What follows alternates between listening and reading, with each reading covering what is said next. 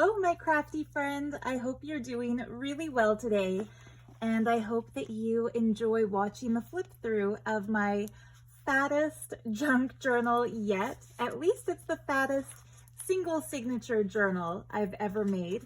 Look at how thin it was, where the pages are all bound together, and then what journal makers call the gator mouth, where all the pages stuffed with textiles and beautiful embroidered trims and jewelry and other goodness are just literally bursting at the ribbon closure. So I'm going to try to keep my verbal descriptions to a minimum in this one so that we don't have another 45-minute flip through, but I can't make any promises. Before I open the page, I want to tell you just a little bit about the cover. One of my favorite journals ever was called Magic in the Midnight Garden, and it featured the same sort of embroidered Indian trims as this one. But I never like to make the exact same journal twice. I feel like part of what makes them so magical is that each one is totally, completely unique, stuffed with different papers, using different one-of-a-kind pieces of vintage ephemera.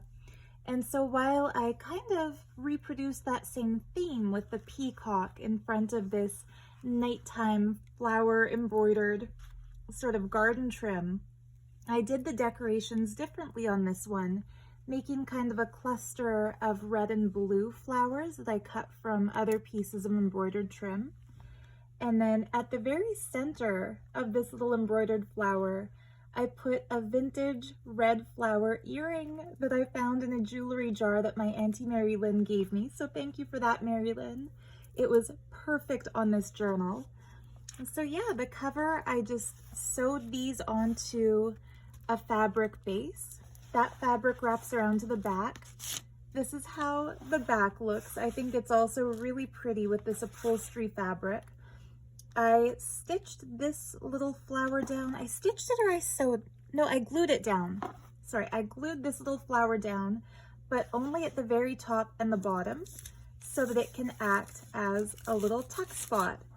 And what I've tucked into it is a little label that I made and signed with the title of the book, in case you'd like to stick that in the book as a little reminder of who made it for you.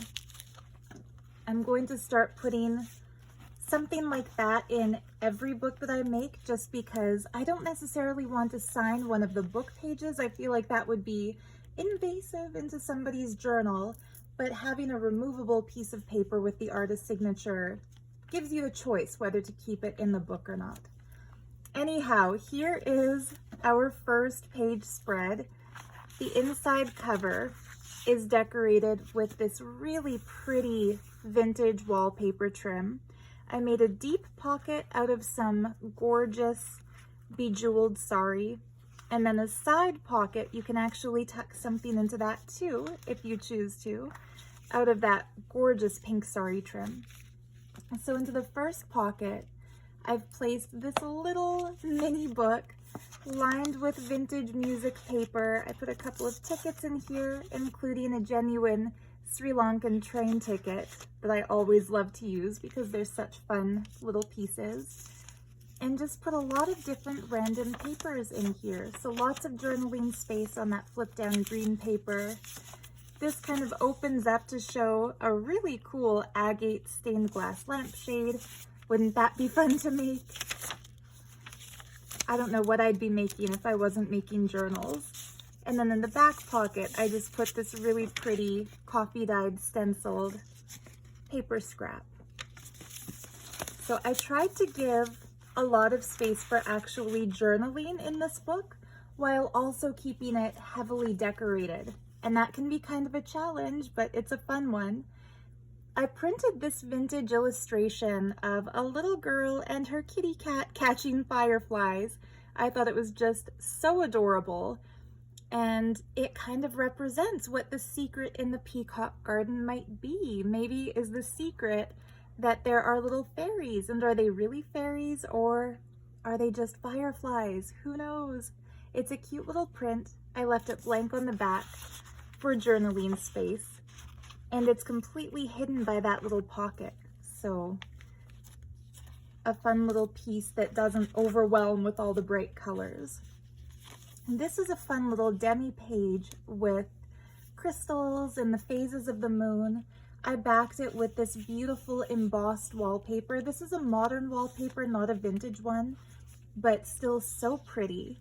And this page is our first secret page because the wallpaper can peel down for you to write something that literally only you will know about. Well, only you, me, and whoever else watches this video will know about. But if one of your friends or relatives randomly flips through your journal, they'll never know that this is actually a written on page. So it's funny, when I first made this and backed it with the wallpaper, when I realized that the paper could unpeel, I almost sewed around the edges here or added a tab to seal it down permanently, but thank goodness I didn't, because I quickly realized that could be a fun element. So somebody had commented on my last journal that I'm like Bob Ross with the happy accidents, and I don't hate that. I loved Bob Ross. This was actually a Victorian painting, and I just love the floral theme. It has this, I think these are called bird of paradise flowers or something paradise. They're just so gorgeous, and it's rare to see that type of tropical flower in such a dusky background. So I love the juxtaposition of a really happy tropical flower, but in kind of a gloomy setting where it might be about to rain. But I love the mood in this. It really feels calming and inviting. And I love the light space in the background that would be beautiful for some journaling. This is a piece of coffee dyed cotton handmade paper. I've decorated it with some snippets from saris. I left the back blank for a lot of writing space. This is a print I made on cardstock. I actually just made a color photocopy of a book cover that I found at a local antique shop. It was called The Storm Fairy. So I felt like the stormy look in this painting, plus the fairy symbology, which could be our Peacock garden secret. And then I deliberately grunged this up by kind of dotting it with some glue, folding down the edge, doing some inking. You see where it's kind of sewn in, that I cut along the original rip marks to give it that really aged feeling. And if the edges kind of bend up and curl as you use your book, even better, because that will add to that true vintage feeling. And then on the other side, I printed what was the interior of another vintage kids book that I found. The inside of this cover was just plain, and I wanted it to have kind of a dreamy look, so I picked that blue one. That's just some ribbon as a belly band, and I printed this vintage painting blank on the back, so that's a full journaling card to go into it. This looks like a cool, exciting tropical garden, and I love the tigers, but made in blue. It's kind of a dreamy, surreal kind of an effect.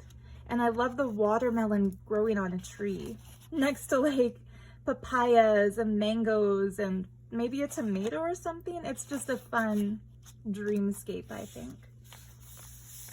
The crystal printable, and just a little scrap snippet cluster that flips up so you can journal on the little remnant pages. This little space for journaling. This little ripped coffee dyed dark blue paper for some journaling. That pretty printed paper. I put some tassel trim in colors that I felt complemented the floral illustration. And if you're new to junk journaling, don't be overwhelmed by the idea that you have to keep the book looking as it looks. Trust me when I say this will look even better when all of this white space is filled in with your memories or your poetry or what you did today, or even just a list of things that you're thinking to buy, whatever it might be. When you start writing in the white space, it will actually become yours, and that will add to, not take away from, the art book. There's some great space for journaling, more fun tassel trim. On the other side of this, I took a printable with some cool butterflies with a kind of a castle-y background, and I put a picture of Saraswati.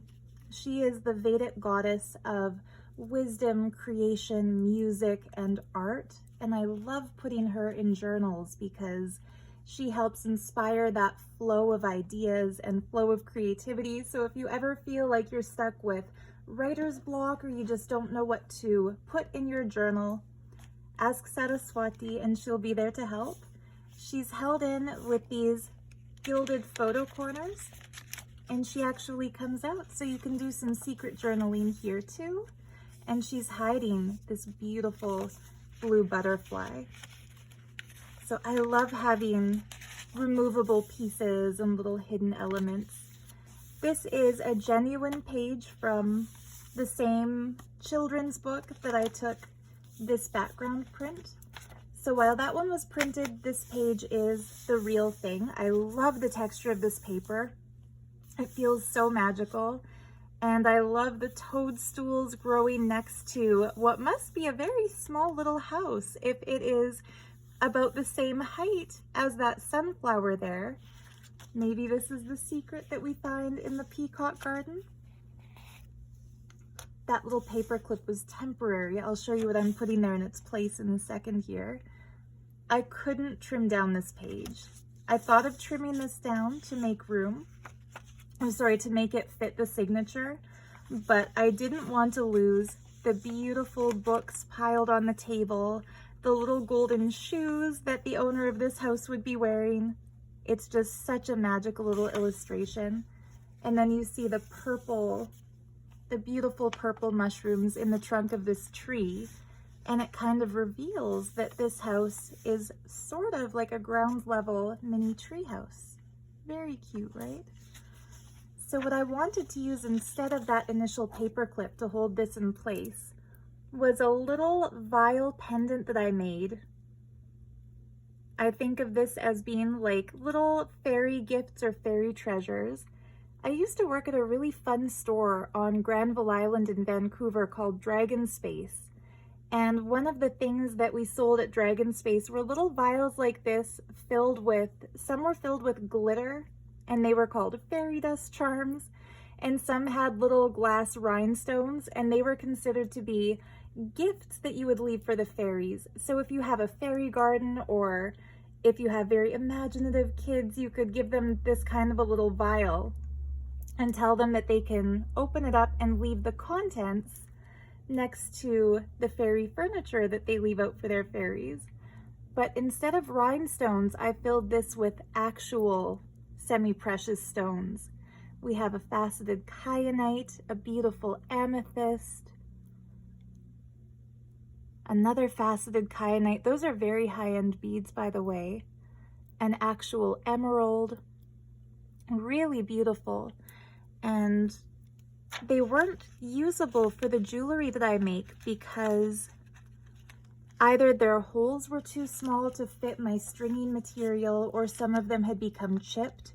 And although they wouldn't be right for making a necklace or a pendant or a piece that's for sale, they are just perfect as little filling material for a fairy vial.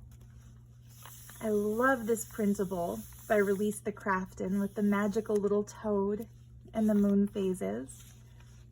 On the other side of this, I did something that I think is really fun. So I glued down a pocket out of some netted sari material, which is just kind of a simple plain beige. And then I overlaid it with a lace trim that I turned upside down and cut to look like a crown. So it gives it kind of a royal flair to this page. Into that pocket, I placed a little Egyptian postcard that I made myself. This is just a cutting that I took from a book about Egyptian history, and I backed it on a print I made of a piece that I found, I think at the New York Public Library. So it's a royalty-free, it's now in the public domain, this old postcard. And it's just so cool to look at vintage postcards and see how the layout has changed. Like the stamp is under the address. I love it. And I like how the back of the postcard, instead of writing a letter to your friend or a message about it, it's just a picture of where you've been. I thought that was kind of a cool little piece. And that's also foreshadowing about another journal that I'm working on with a very specific theme. So this folds out. It's another page from a children's book, a different children's book. And I loved the dreamland sort of a feeling of this little girl tucked in with her stuffed animals, and the message, and for the children of Earth, the night was never again as dark. Really cool. Of course, all this white space would look great for your journaling, but it doesn't just flip out this way, it also flips out this way. And you can see the illustration that I wanted to use in full. Like, I considered using this just as a page within the signature of the book, but I couldn't cut it in half. Like, I couldn't risk losing any of this pretty illustration here. I adore the constellation in the sky. It's not a full moon, it's a full Earth in the background, because what we're looking at is a fantasy lunarscape and the king of the moon, which is why I put the crown here.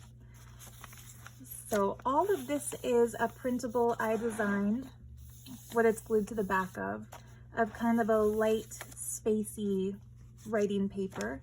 And then I stuck just an extra piece of journaling paper into that. So this would look really cool written on. I folded it in kind of a weird way, but I just wanted to cover up the white paper so that when you turn the page from here to here, it looks like a nice full image. So this is a belly band of some really cool embossed, textured, metallic, handmade cotton paper from India. I made a tuck spot on it of this embroidered purple rose. Into the tuck spot, I put just a fun little tag flip held together with a brad. You can journal, of course, on all those little strips of paper. And then keep that cluster here to kind of accent the page. Now, under the belly band, there's a whole extra removable book. This book is made out of 2 envelopes that I coffee dyed and stuck together, and then just sewed some papers into as like a little thin mini signature, accented with some sorry snippets. And it's just filled with some random stuff. So we have an offcut of some of the music sheet paper. In this pocket, I put a plain envelope. Well, not so much plain, a floral, very bright, bold floral envelope with a piece of coordinating writing paper. If I can get that out to show you. What am I sticking to here? Sorry, that was kind of caught under it. But yeah, just a big piece of writing paper. So that would be great for some extra journaling space, or if you want to write a letter to a friend, that would be a really cool envelope to mail. A journaling card. I hear the whisper of the stars and the call of the pale moon with the Big Dipper here. Just blank on the back, but the edges are inked to give it a little bit more vintage of a vibe. That tucks into this little border pocket. And of course, all of this paper for journaling. This is a paper that I both coffee dyed and avocado dyed. I like avocado dyeing paper in theory to get that pale pink, but I find if you just do the avocado dye on white paper, it looks too stark. So I like to either avocado dye it and then add coffee over top, or vice versa. Some vintage French book pages, some upcycled paper blanks, lined paper, more of that avocado coffee dyed paper, and then just the other sides of all those pages. And then in the back pocket, I kind of tore this envelope to give a tuck spot, and then I put a floating pocket with this unbelievable painting. I think it's a Matisse. Correct me if I'm wrong. But I just love this image. It's another really dreamy, mystical sort of a jungle scape. It reminds me of this one here, only the tiger is naturally colored. So cool. And then in here, I just put a page out of a book about geology, just for fun. It's a little bit random, but I feel like if this was a vintage book put together by somebody who collected these things, it would be a little eclectic. Not everything would be on theme, right? So here, I made a little mini tuck spot out of a pink ticket and included just a little pad of sticky notes shaped like diamonds. And then this is a teeny tiny little envelope made out of origami paper. Thank you, Mary Lynn, for all your mini origami paper collection. I put just a tiny little folded bit of paper scrap into there that you could write a letter to a fairy on, or a little note to self. And hidden under the paper in this envelope is the tiniest little bluebird of happiness. So if you're one of my regular viewers, you've heard me say in my last video that from now on, I'm going to put a bluebird of happiness into every single journal. And that's where I hid the little bluebird in this one. Okay, so the little tuck spot here, I put another origami envelope, and it's holding an even littler origami envelope. And inside this one, I put a beautiful vintage postage stamp of Queen Elizabeth. And I felt like, okay, this is an entire envelope that you could write a little letter to a fairy on. The envelope can't really be addressed and stamped because the stamp is the entire size of the envelope. I just thought that was a cute little touch. It's a used stamp. It has the original vintage envelope paper on the back. That would be a great place to write a tiny little message, if you're able to write teeny tiny like that. And while I kind of cheated and glued the smaller envelopes, this green envelope is actually proper origami, so I folded it. There's no glue on this one. I put into it a couple lucky ladybugs. Those are unused Canada 1-cent stamps. I just like the image. There's a stamp from Greece, vintage, and a couple more little envelopes. These ones just empty, so you can put whatever you want into them. Guys, don't get me started on miniatures, because if I get into making miniature things, you're gonna wind up seeing videos on my channel. I almost said you're going to have to sit through, but no, you don't have to. You can choose not to watch, but I'm probably, if I get into that too much, I'll start making miniature journals, miniature envelope stacks, miniature everything. I love little miniature things. So I think this is my favorite page in the whole book. I try to be selective now of when I say this is my favorite, because I could very easily call everything my favorite, but I love the playfulness of having the tassel trim go into the page to cover up the image. I adore this velvet sari trim that I made into a big pocket. I put this cool mirrored flower with some offcuts of the golden leaves to accent it. And inside I put a print of a vintage image of Krishna with the Gopikas. So if you're familiar with Vedic stories, that's the Ras Leela image. It's the playful god Krishna who would play his flute, and the local girls would come and dance under the moonlight. That was their secret in the Peacock garden. I love the color green here, this kind of sagey green. Vintage music paper. A cute little vintage illustration of a fairy with a toad.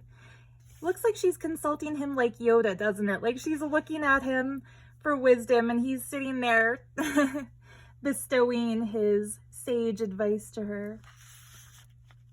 Again, a girl seeking wisdom, and maybe the fairy queen appearing to speak to her. I didn't realize until just now that both of these images kind of have a questioner, and some sort of a sage. Another happy accident, right? Just a flower sticker to decorate that. Another pretty printable from Release the Craftin. I coffee dyed this using stencils and love how it turned out. Just some pretty border trim. On this page, I made a pocket out of net and added some blue eyelash trim to kind of complement the Release the Craftin printable. And I tucked into it a little snippet of player piano paper, just because it's vintage, it's pretty, it's browned with age, it has cool texture, it has the holes punched. This would have been used by feeding it into a self-playing piano, and the gears would read these holes to make the notes. I see a lot of junk journal crafters use this stuff in their books. I've looked it up online, and while it's not very expensive, the shipping fees are like astronomical. It's like $30 to have a roll shipped. So I got really excited yesterday when I was out thrifting, and I found a couple rolls of this at a local thrift store. I got really excited. I said, yay, I can't wait to use this. And the sales girl said, for what? So, paper people like us, we get it, right? Okay, so that brings us to the center of the signature. There's a little key here to unlock the secret. This is where we discover what the secret in the Peacock garden actually is. So I made a fold out to hide the secret using this beautiful vintage illustration of a garden gate. This I printed on cardstock. It looked a little bit too sharp and new. I wanted it to look more old and dingy, so I blotted coffee on it using a watercolor paintbrush to kind of give it like a smeary, dreamy effect, and wait until you see what that did to the back of the paper. I love it. But first, the big reveal. What is the secret behind the gate of the Peacock garden? It's a fairy grotto.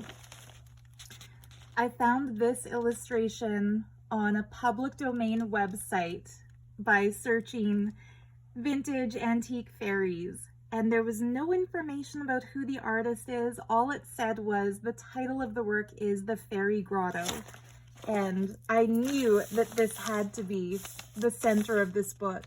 It's so magical. I love how the artist, whoever he or she might be, framed the picture with this dark foliage, these palm trees, and how there's just that single fairy with her magic wand kind of pointing towards the setting sun. It is just so beautiful, so cool. And I imagine a child who has like a very vivid fairy tale imagination who sees a gate in a garden, wondering what mysteries might be behind it. And that's kind of like the dream realm that might come up. And then this is probably my favorite paper I have ever dyed, and it turned out totally by accident. I had no idea it was going to look that gorgeous, like cotton candy or unicorn splotches or something. But this is where I blotted the coffee down on the illustration, and then it soaked through and created that pattern. I just absolutely adore it. I don't know if I'll ever be able to reproduce that. I could probably reprint that image 100 times and put coffee down on it 100 times and never quite get that exact effect again. So this, oh my goodness. It's gonna be hard to part with this book when somebody buys it. I'm telling you, I'll be happy to get this support from my shop, but it'll be hard to let that go. I was telling somebody recently, one of the reasons I love to film flip-throughs of these videos is that way, when I send my journals out into the world, I can always keep a copy digitally by having the flip-through. Anyway, there's the other side of that gorgeous Release the Craftin print. Some vintage beaded purple sari ribbon. This is one of my favorite pieces ever. I found this yesterday in a jewelry jar from an antique shop that my Auntie Mary Lynn introduced me to, and it is a pendant so you can wear it on a chain as a pendant. It's also a little tiny brooch.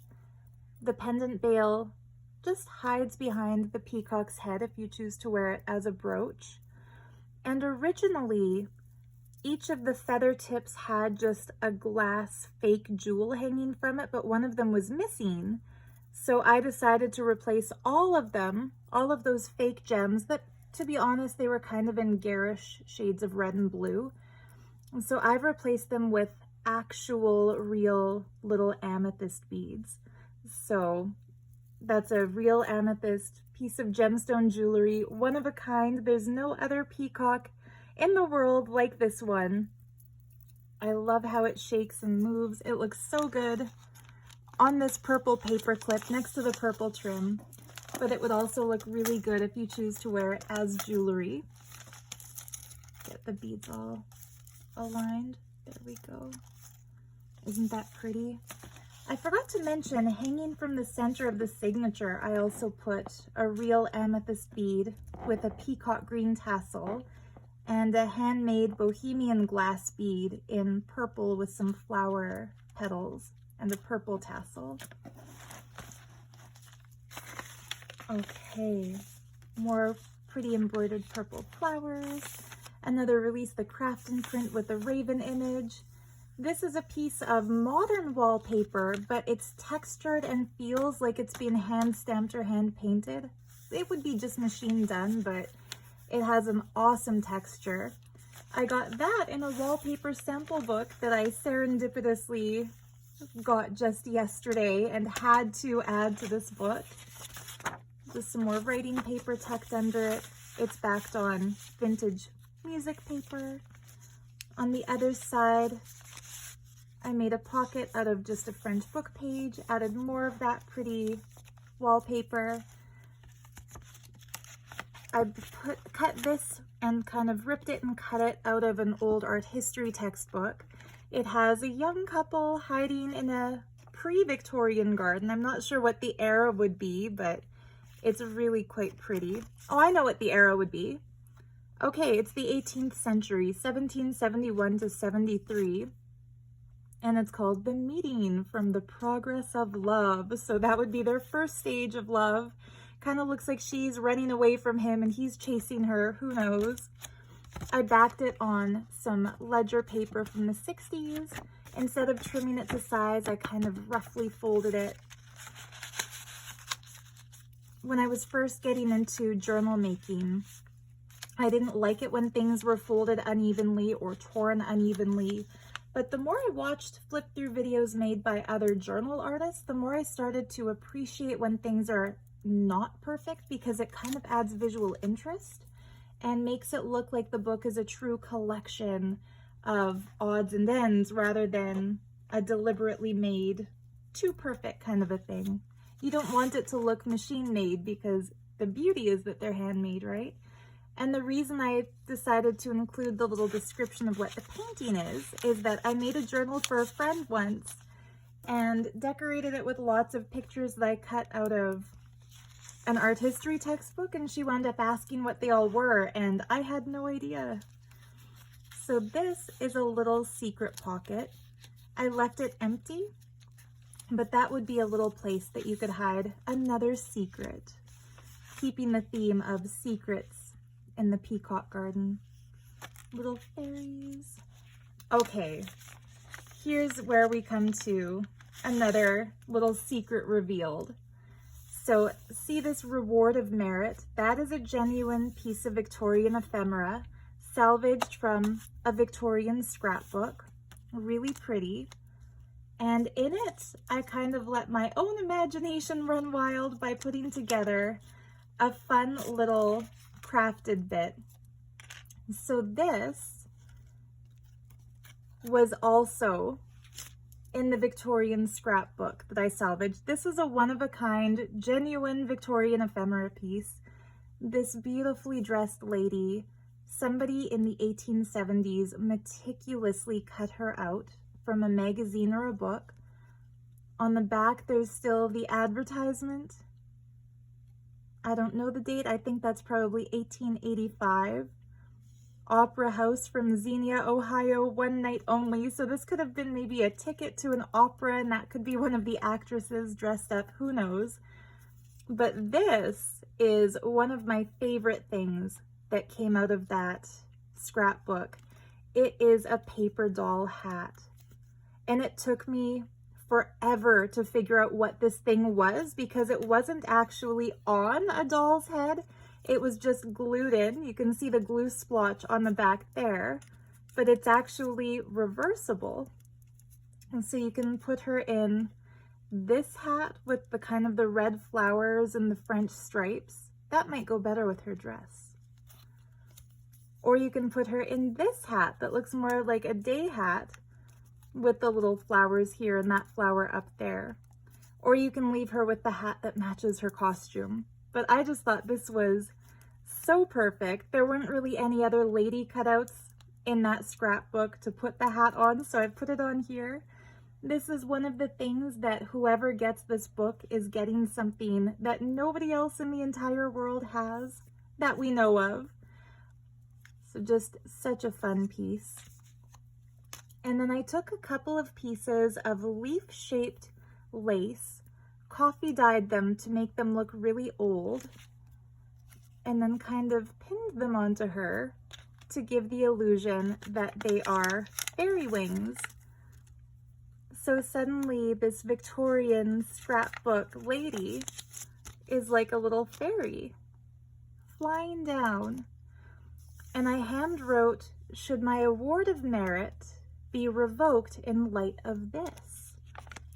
So what do we have here? A collection of little black and white prints that I made. This one says, "Sister in the Cottingley Garden with the paper fairy, not unlike the attached hatted lady with gossamer wings of lace." So here we see a paper lady with the lace wings, and here it's labeled "Sister" with a similar fairy. So does that mean that the fairy in this picture is a paper fairy like this one? And then the little girl with the fairies, "My younger self playing what I believed to be a rather innocent prank which went on to fool the nation. A shame indeed, we only wished Father to take seriously our perceived encounters with these little fae." And then the last picture, it took me a while to see it, but here's the little fairy with the transparent wings, and here seems to be like a fairy attendant behind her, holding like a little sheet of fabric, and then there's another fairy back here. So there's three fairies kind of blurry in this image. And it says, "This one neither staged nor anticipated, taken with the camera sent by theosophists. Once the original lies exposed, who will ever believe we captured genuine fairies?"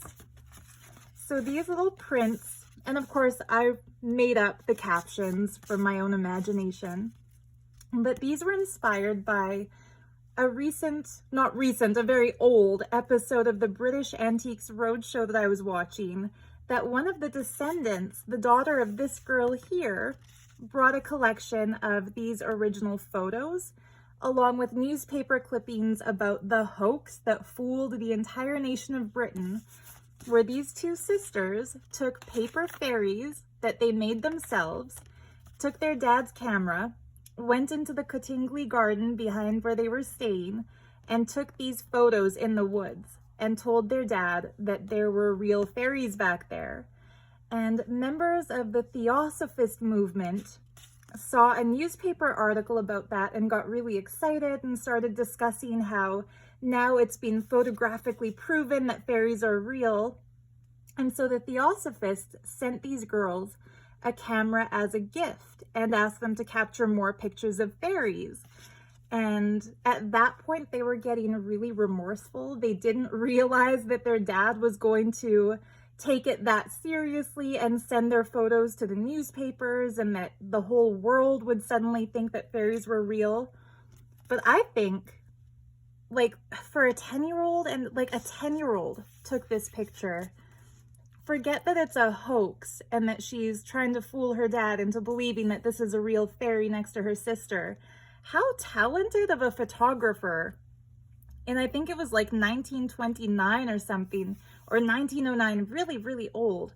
How talented was she to capture this so that the little paper fairy is in the foreground and her sister is just off center. I don't know, they're just beautifully composed pictures.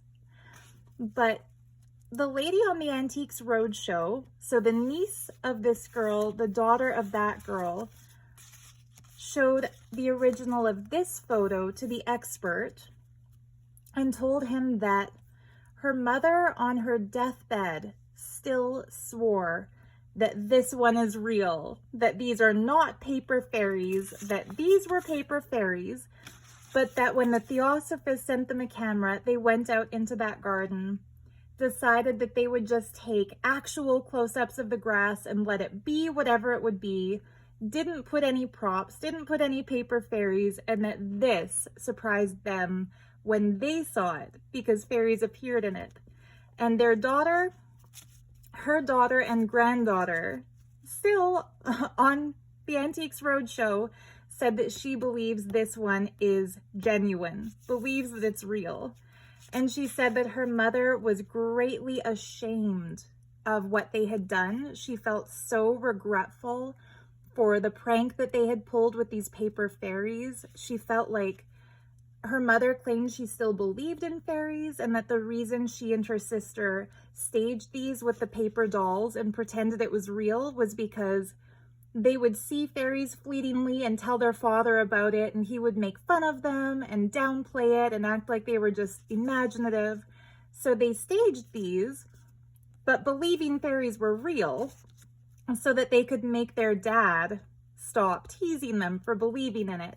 And of course that backfired greatly because everyone said, see, of course they're not real and this is the proof.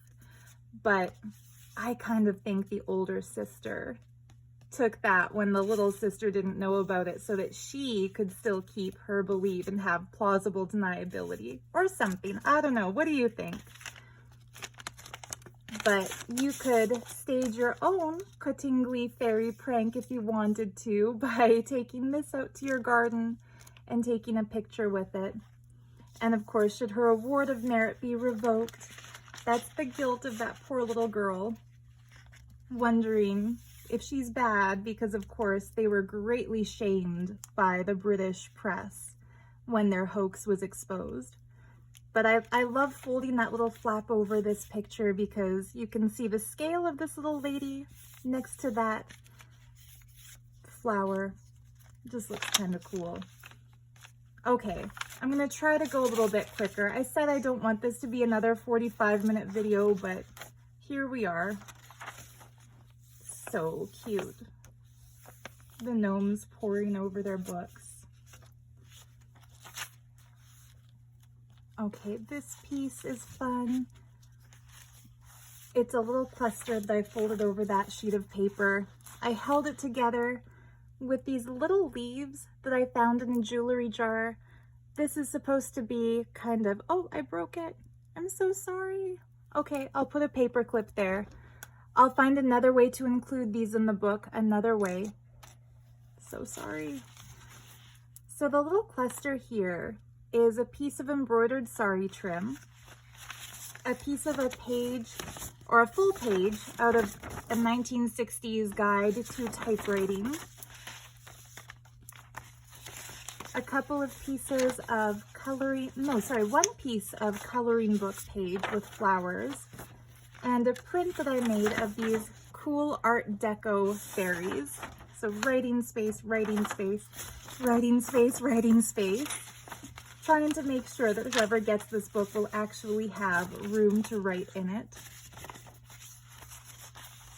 And a tag that I made by sewing some really pretty fabric that has kind of gold edges around these illustrated flowers on a dark green background.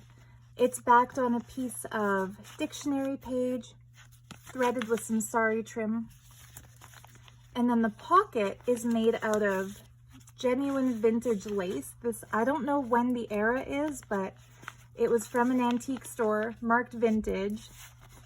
My Aunt Mary Lynn found it and pointed it out, and of course I had to buy it. And I stuffed that pocket with these Nabob coffee tickets that my mom says she remembers finding in packages when she was a kid. So they would be from the 60s or the 70s.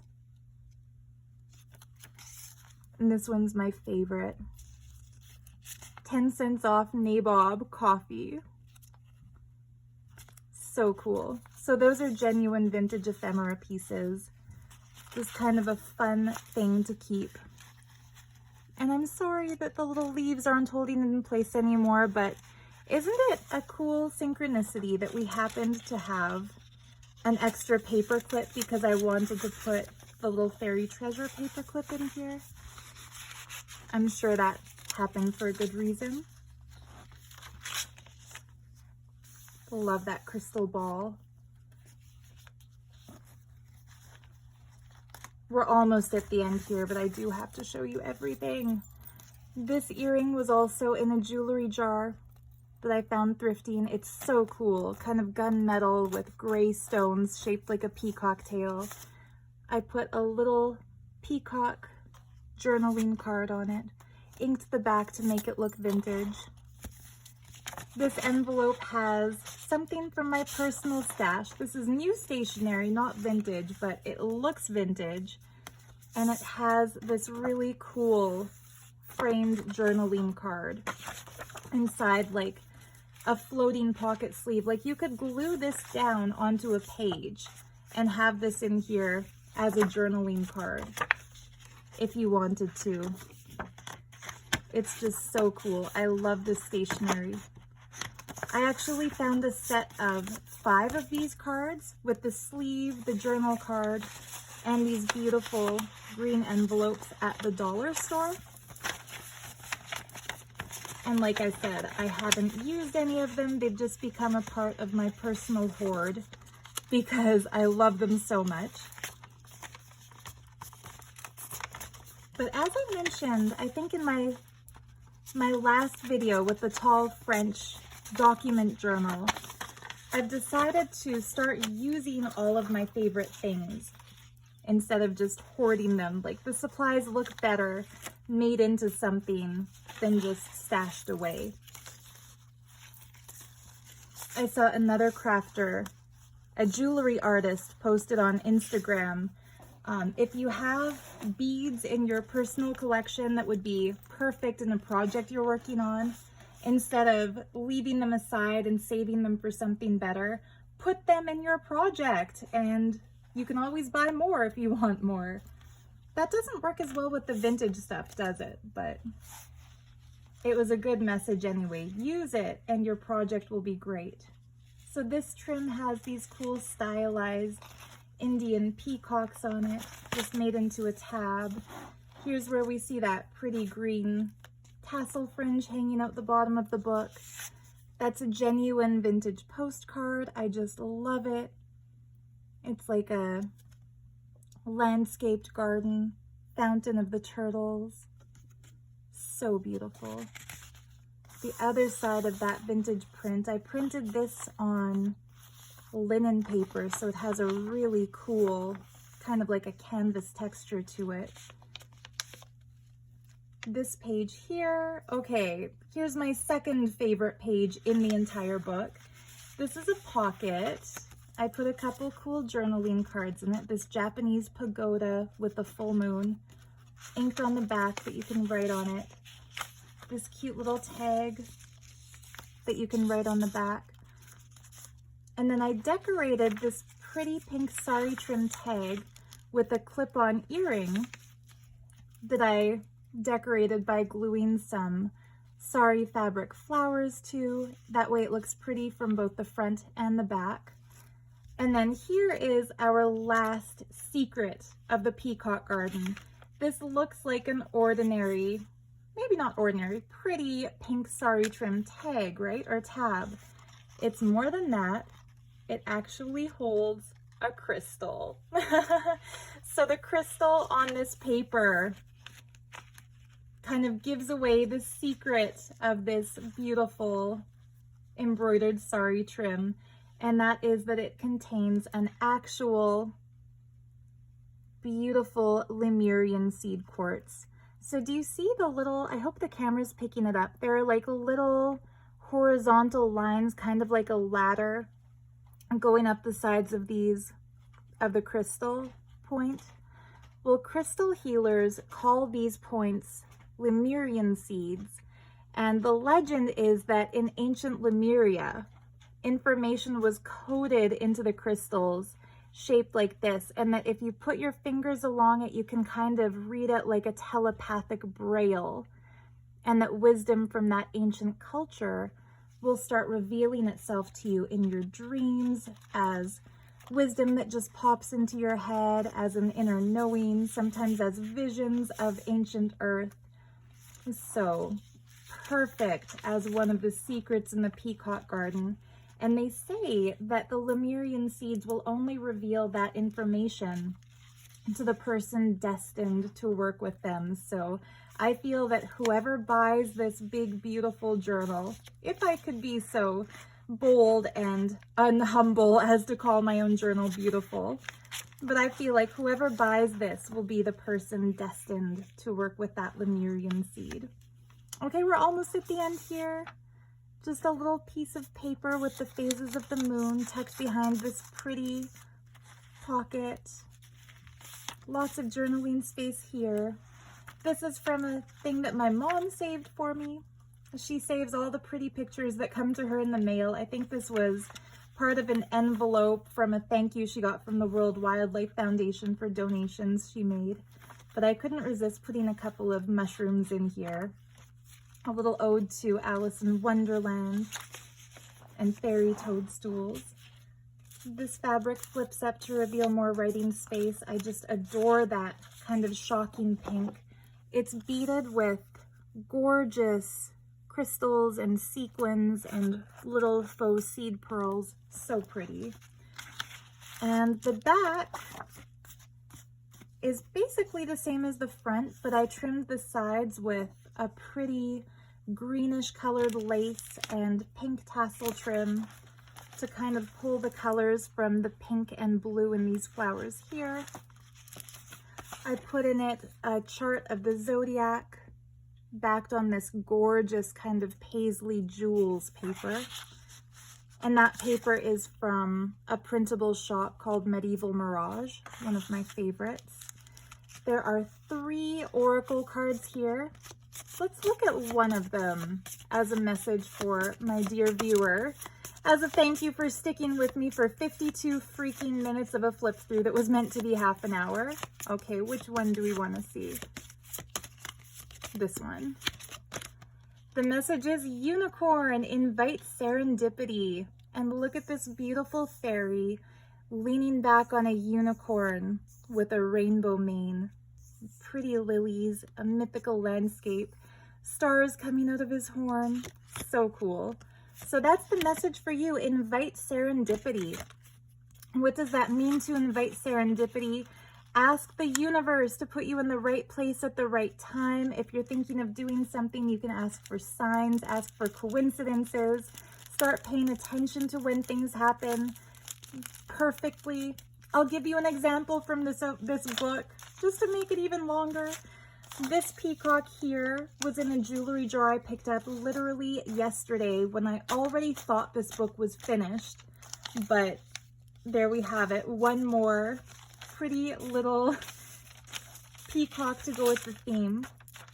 And also, yesterday my mom and I were going to go to a restaurant for lunch, but when we looked up the address for that restaurant, we found out that it was closed at lunchtime, so we had to go to a different restaurant instead.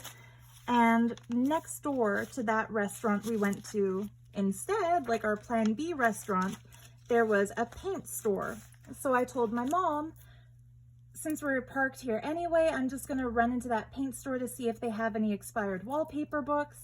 And they did. They had one wallpaper book that had expired that day, and this was one of the pages in that wallpaper book I got for free with these beautiful peacocks. That perfectly coordinates with this paper. It goes with the secret of the peacock garden theme. I feel like the book needed this. If I hadn't gone there yesterday, there would just be a plain music sheet there. And yeah, that's kind of serendipity. And when I was purchasing the music paper, like the player piano paper that's tucked in here, when I got so excited at the store and explained what I was going to do with it, there was a lady making a purchase kind of in line next to me. And she got really excited and she came up to me afterwards and said she just loved hearing that I make journals and I was looking for this kind of paper to put into my journals and found it at a thrift store. And she said, the universe puts us in the right place to find what we're looking for. And she told me about a time when she was in France and she saw a beautiful, high-end, very expensive quilt made out of granny squares, and that she was going to buy it, but it was way out of her budget. And so she kind of put it in the back of her head that one day she'll try to make one of her own. And when she got back to Canada, she went thrifting one day and found literally a bag full of granny squares for $5. And she bought it and made her own quilt. And she said that she loves it when serendipity happens like that, where we decide to make something and the universe puts us in the right place at the right time to find exactly the right material for what we're making. So when your oracle card of these three is to invite serendipity, you can see unicorns as a symbol that you're in the right place at the right time, to believe in magic, to believe in serendipity like that, and to enjoy. And then the last thing, I made this little pouch out of the same sari fabric that I made the pocket here. And I put in it a little package of 78 stickers shaped like tarot cards, or not shaped, but with the images of tarot cards on them. It's the entire 78 card deck of the Rider-Waite. The one I pulled out randomly to show you is the Knight of Cups, which represents going for what we want emotionally, striving towards our goals, feeling an abundance of love, feeling bold, being ready to make a move. So there might be a message for you in that card too. Truly picked at random. But you can use those stickers in this journal or elsewhere if you want to. I'm just going to tuck this fabric back here where I think I had it before, so that kind of sticks out the top of the book. But yeah, there we have it. The Secret of the Peacock Garden. My fattest little single signature book yet. I like to shake those to make them lie properly again. So I hope you enjoyed this extra long, chatty flip through video. I know a lot of people prefer a shorter video, but I take my time when I do my crafting. Everything that I put in my books is there for a reason, so I kind of like to describe why I've put into here what I've put into here. I love the way this one looks from the bottom. It has all these pretty bits dangling down. And wouldn't this look great on a coffee table? I feel like when you put a junk journal on display in your home, it's not just a journal to write in and a collection of really fun stuff to look at, but it's also a piece of art. My uncle purchased one of the journals from my shop as a gift for his daughter. You may have seen the video for it. It's like a big, huge, fat, like 5 signature mermaid themed book called The Element of Water. And she told me that she's put it on display in the main room of her house, and that whenever guests come over to visit, she invites them to open it up, pick a page, and write something down on that page that they think is important or special. So she's using it kind of like a guest book in her house. And she said that way it's not just her enjoying it, but everybody can kind of look at it and enjoy it. So whatever you choose to do with this one, if you choose to buy it, I hope it brings you as much joy to fill it up as it brought me to craft. I just know that all of the goodies in here, from my collection to yours, are going to a good home. And a surprise for whoever buys it will be what I do with these little leaves that I'm so sorry snapped. But you know what? better that I break it so that I can turn it into something else to put in the book than maybe if somebody bought it and they broke it, they'd feel really badly about it. So don't worry, those will be made into something new and cool. Whoever buys the book will find out what that something is. One more secret for the Peacock Garden. And over an hour, we're finally done. Thank you for watching this whole darn thing. I would love to hear your comments. I hope it inspires you to get crafty or to get journaling. A link to where you can buy it in my Etsy shop will be in the video description below. And I will see you hopefully next week if I craft fast enough for another magical journal flip through. Much love. Oh, last thing, the lucky little ladybug ring. It's made of art glass. I found it at a bead shop. I don't remember when, but this ring goes to whoever gets this book as kind of the gift with purchase. I've been doing that in the last few journals, and I'm going to keep doing it, coordinating a ring to the journal. So I'll just tie that to the ribbon, and that completes the flip through video. There we go. So much love to you. We'll see you next time. Bye for now.